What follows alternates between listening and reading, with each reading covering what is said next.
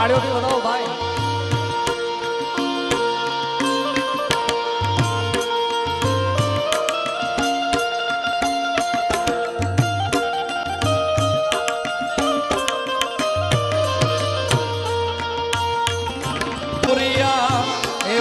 ધૂરિયા એ માંગે રે મામને.